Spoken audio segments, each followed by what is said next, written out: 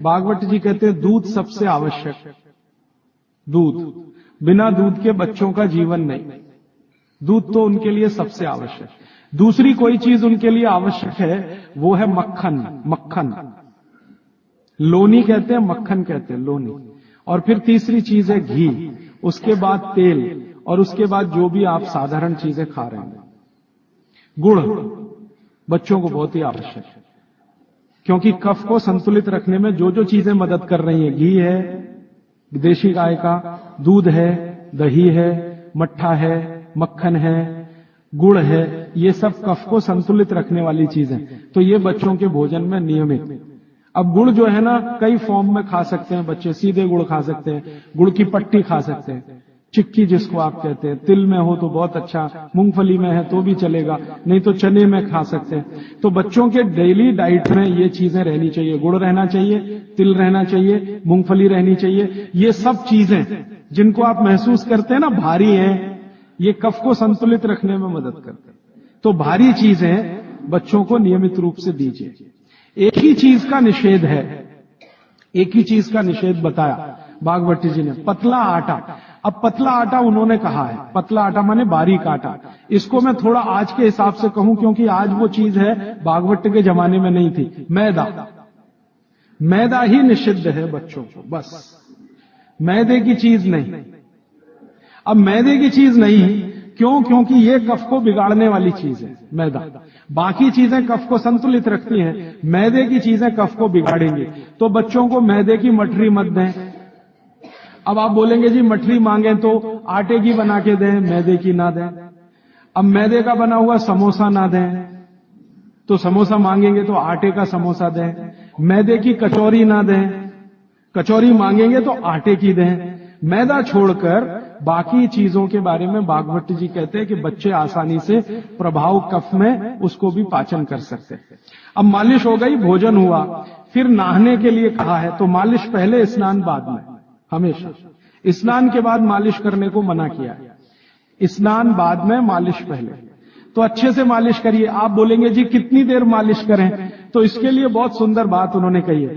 बच्चों की मालिश करते समय जब उनकी बगल में पसीना आ जाए तो मालिश रोक दें। घड़ी के हिसाब से नहीं बताया उन्होंने कि 10 घंटे करें कि 20 घंटे, 40 मिनट, या समय उन्होंने बताया नहीं, क्योंकि हर बच्चे के लिए वो अलग होगा। तो उन्होंने इतनी सुंदर ऑब्जर्वेशन दिया कि जब आप मालिश कर रहे हैं, बच्चे की बगल में पसीना आ गया तो मालिश बंद करें, बगल में पसीना आते ही। और वो ये कहते हैं कि कुछ बच्चे ऐसे हो सकते हैं जिनको बगल का पसीना जल्दी ना आए, तो हो सकता है उनके माथे पे पसीना आ जाए, तो मालिश रोक दें। ठीक है? तो मालिश के बाद स्नान। स्नान के लिए भागवत जी कहते हैं कि जो भी चीजें कफ को कम करती हैं वही चीजें स्नान में उपयोग करें। अब मैं आपको बताना चाहता हूं आधुनिक बात, भागवत जी ने तो नहीं कहा। उन्होंने ये कहा कि कफ को कम करें वही चीजें स्नान में उपयोग करें। तो कफ को कम करने वाली सबसे बेहतरीन चीज आपके घर में है चने का आटा। दूसरी बेहतरीन चीज है ये जो हमारे देश में संभव है, पता नहीं आपको मिलेगा कि नहीं, चंदन की लकड़ी का पाउडर। भागवत जी ने कहा है कि ये बहुत कफ को कंट्रोल रखता है। तो चंदन की लकड़ी का पाउडर माने चंदन पाउडर, चने का आटा, और मोटा आटा कोई भी, गेहूं का हो, चने का हो, दाल का हो, मोटा आटा। फिर कहते हैं मसूर की दाल का आटा, फिर वो कहते हैं मूंग की दाल का आटा। ये सब कफ को कम करने वाली चीज है। तो कहते हैं बच्चों का स्नान इन्हीं से कराएं ताकि कफ कम रहे। मतलब सी बात है, साबुन ना लगाएं, क्योंकि ये जो साबुन है ना, ये केमिकल है। केमिकल माने सोडियम हाइड्रोक्साइड, सोडियम हाइड्रोक्साइड माने कास्टिक सोडा। ये कास्टिक सोडा तो कफ को भड़काने वाली चीज है, इसलिए बच्चों को साबुन गलती से भी ना लगाएं। उनको चने के आटे से नहलाएं, मुल्तानी मिट्टी से नहलाएं, चंदन पाउडर से नहलाएं, क्योंकि कफ को कम करने वाली ये सब चीजें हैं। इन चीजों से ही स्नान कराएं। उपटन बना के रखें घर में, उपटन से स्नान कराएं बच्चों को, साबुन गलती से भी नहीं। और साबुन जो गलती से आप लगा रहे हैं और आंख में गया तो सर्वनाश कर सकता है आंख का, क्योंकि आंख कफ के प्रभाव में है और साबुन बहुत तीखा होता है। वो पित्त और वात के प्रभाव की चीजें हैं। तो दुश्मन मिल गए दो एक साथ, साबुन और आंखों का जल, तो तकलीफ करेगा। वैसे भी बच्चे बहुत रोते हैं साबुन आंख में लगे, तो आजकल टीवी में एक विज्ञापन आने लगा, बिना आंसू निकालने वाला साबुन दुनिया में हो ही नहीं सकता। ये मूर्ख बनाने के तरीके हैं आपको। कोई भी साबुन आंसू ना निकाले ये हो ही नहीं सकता, क्योंकि साबुन है ही पित्त और वात का, और आंखें हैं कफ की। लगेगा तो आंखों से आंसू निकलेंगे ही। हाँ, एक ही समय में हो सकता है कि साबुन में कास्टिक सोडा सबसे कम हो, ग्लिसरीन और तेल सबसे ज्यादा हो। तो ग्लिसरीन और तेल अगर सबसे ज्यादा है तो उबटन में ही तेल मिला के नहला देना, साबुन क्यों खरीद के ला रहे हैं? 35 रुपए का आता है Johnson and Johnson baby soap, 350 रुपए किलो। 35 रुपए का 100 ग्राम, 350 रुपए किलो। काजू से महंगा है, काजू 200 रुपए किलो, साबुन 350 रुपए किलो। बादाम से महंगा है, बादाम 300 रुपए किलो, साबुन 350 रुपए किलो। और नहा के जाएगा कहां? पानी में ही जाएगा ना। 350 रुपए किलो की चीज पानी में बहा रहे हैं। उससे अच्छा काजू खिला दें उनको, बादाम खिला दें। तो नहाने के लिए उबटन जो बहुत सस्ता पड़ता है, और क्वालिटी उसकी कैसे चेक करें कि कफ को नाश करता है, कफ को शमित रखता है, कफ को शांत रखता है। इसलिए उबटन का स्नान बच्चों को जरूरी है। आगे बढ़ें। बच्चों का स्नान होने के बाद उनके खान पान का मैंने बता दिया। ऐसी चीजें उनको नियमित खिलानी है जो कफ को कम करती है। मैंने 3-4 चीजों के नाम लिए। दूध है, दही है, मट्ठा है, हर मोटा अनाज माने बाजरी है, जवारी है, ये सब कफ को शांत रखने वाली चीजें हैं। गाय का घी है ना, मक्खन और घी, मक्खन ज्यादा अच्छा है बच्चों को बनिस्बत घी के, क्योंकि मक्खन कफ को शांत रखने में मदद करता है। तो मक्खन ज्यादा से ज्यादा उनके भोजन में रहे, और बाकी सब चीजें दाल चावल जो भी आप खाते हैं अच्छा। फिर उसके बाद शाम के समय 3-4 बजे के आसपास क्या होता है, उनका पित्त थोड़ा बढ़ेगा। 12 से 4 के बीच में पित्त बढ़ता है। 12 बजे तक कफ के असर में है, 12 से 4 के बीच में पित्त बढ़ेगा। तो उस समय ऐसी चीजें खिलाएं जो घी की बनी हुई चीज। और रात को ये बच्चे थोड़ा वात के असर में आते हैं। कफ तो सबसे ज्यादा है, लेकिन रात को वात के, तो वात को कम करने वाली चीजें रात को उनको दें। और वो मैं पहले दिन भी काफी बता चुका हूं। तो ये हो गया बच्चों की दिनचर्या। 7 बजे सोने के लिए का माहौल बनाने के लिए तैयारी करें। 7 बजे तक माहौल बने सोने का, तो 8 बजे सोएंगे। और माहौल बनाने में सबसे बड़ी मदद करेगा टीवी का स्विच ऑफ। मेरी तो आपको विनती है कि घर के छोटे बच्चे हैं ना, तब तक केबल कनेक्शन ना लें। छोटे बच्चे जब थोड़े समझदार हो गए हैं तो चलो चलेगा, क्योंकि समझदार होने से मतलब उनको मालूम होना चाहिए कि कहां स्विच ऑफ करना है। तो उस समय थोड़ा चल जाएगा। लेकिन बच्चे जब तक छोटे हैं, साल भर के, 1.5 साल के, 2 साल के, 2.5 साल के, तब तक तो केबल कनेक्शन ऑफ रखें, या केबल कनेक्शन है तो टीवी ऑफ रखें, चले नहीं उनके सामने। नहीं तो वो चालू हो जाएंगे, पोगो देखेंगे, पोगो। हाँ, कार्टून फिल्म देखेंगे। क्यों देखेंगे जान लीजिए। कफ के असर में जो बच्चा होता है, इसको समझाना चाहता हूं मैं, कफ के असर में जब बच्चा होता है तो उसकी कल्पनाशीलता सबसे ऊंची होगी। मैंने थोड़ी देर पहले कहा ना, ये कफ है जो सम में रहे तो व्यक्ति को बहुत कल्पनाशील बनाएगा। इतना कल्पनाशील और वैज्ञानिक बनाएगा, सोच नहीं सकते। बिगड़ेगा तो सबसे बड़ा अपराधी भी बनाएगा उसको। तो बच्चों की कल्पनाशीलता बहुत होती है, क्योंकि वो कफ के असर में है। इसलिए हर ऐसी चीज जो उन्हें सोचने में मदद करती है उनको अच्छी लगती है। आपने एक कहानी सुनाई, बच्चे कहानी सुनते हैं ना बड़े मजे से। क्यों सुनते हैं? वो उनकी कल्पनाशीलता में मदद करती है कहानी। आपने कहा एक राजा था, अब इतना कहते ही उनका चालू हो गया। आप आगे का वाक्य बोलेंगे, उसके पहले वो कल्पना कर लेंगे राजा कैसा है, सिंहासन पर बैठा है कि जमीन पे बैठा है, बगल में रानी है कि नहीं है, सामने वजीर है कि नहीं है, मंत्री है कि। ये तो आपके बोलने से पहले उनके दिमाग में घूम गई पूरी फिल्म। एक राजा था, फिर कहेंगे आगे बताओ, तो आप कहेंगे एक रानी थी। अब रानी के बारे में सब बातें उनके दिमाग में आ गई। फिर आप कहेंगे क्या हुआ, तो दोनों मर गए, खत्म कहानी। अब आप कहेंगे तो उनको बिल्कुल अच्छा नहीं लगेगा। हम लोग बच्चों को टालने के लिए कहते हैं एक राजा था, एक रानी थी, दोनों मर गए, खत्म कहानी। उनको बिल्कुल अच्छा नहीं लगेगा, क्योंकि जिस समय कल्पना उनकी चलना शुरू हुई, आपने कहानी खत्म कर दी। अब आप टालना चाहते हैं उनको, और वो कल्पना करना चाहते हैं उस समय।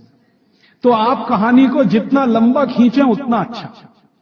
मेरा कहना यह है आपको कहानी को लंबा खींचते जाएं, भले एकता कपूर के सीरियल की तरह से खींचें उसको। इतनी इलास्टिसिटी है एकता कपूर के सीरियल में कि सालों साल हो गए, खत्म ही नहीं होते। सास भी मर गई, बहू भी मर गई, एक जनरेशन चली गई, दूसरी आ गई, सीरियल खत्म। ये बच्चों को चाहिए, आप उनकी कल्पनाशीलता को बढ़ाने में मदद करें। माने कहानी जो वो सुन रहे हैं उसको छोटी ना करें, सुनते सुनते सो जाएं तो बहुत अच्छा। और मेरी आपको विनती है कि चुन चुनकर कहानियां सुनाएं उनको। अब आज के जमाने में कैसे बच्चे आपको चाहिए, जैसे चाहिए वैसी कहानी सुनाइए। भगवान महावीर जैसे बच्चे चाहिए तो सुनाइए उनकी कहानी, रोज सुनाइए, सुनेंगे, बड़े प्रेम से सुनेंगे, लेकिन कल्पनाशीलता के साथ। आप अगर उनको चाहते हैं कि राणा प्रताप जैसे हों तो सुनाइए उनकी कहानी, लक्ष्मीबाई जैसे हों तो सुनाइए उनकी कहानी, क्योंकि बच्चों की कल्पनाशीलता आपसे ज्यादा बड़ी है, ये जान लीजिए। ये अलग बात है कि उनके पास शब्दों का भंडार कम है, शब्दकोश कम है, लेकिन सोचने में वो आपसे आगे। तो शब्द आप दे दीजिए, कल्पनाशीलता उनके पास है, बैठकर वो अपना चित्र बना ही लेंगे। और जिन बच्चों को जितनी लंबी कहानियां आप सुनाएंगे वो उतने ही क्रिएटिव होने वाले, उतने ही क्रिएटिव। अच्छा वैज्ञानिक बनाना है बच्चों को तो कल्पनाशीलता ऊंची चाहिए। तो अच्छे वैज्ञानिक बनाना है अगर किसी भी बच्चे को तो कल्पनाशीलता ऊंची, तो कहानी उतनी लंबी। अच्छा मैथमेटिशियन बनाना है, कल्पना शक्ति अच्छी चाहिए तो कहानी लंबी।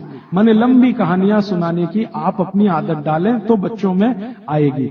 वो कहानी सुनने में इतने मगन होते हैं, फिर उनको टीवी की जरूरत नहीं है, न पोगो की जरूरत है, न कार्टून नेटवर्क की कुछ जरूरत नहीं है। आप अगर सुना रहे हैं उनको कहानी जिसमें उनकी कल्पनाशीलता रम रही है तो वो बहुत जरूरी है। और फिर मेरी एक छोटी सी आखिरी बात, क्योंकि दूसरी बात के लिए समय कम पड़ रहा है, कि जब बच्चे आपसे कोई सवाल करें तो जान लीजिए वो अपनी कल्पनाशीलता को बढ़ाना चाहते हैं, तब सवाल कर रहे हैं।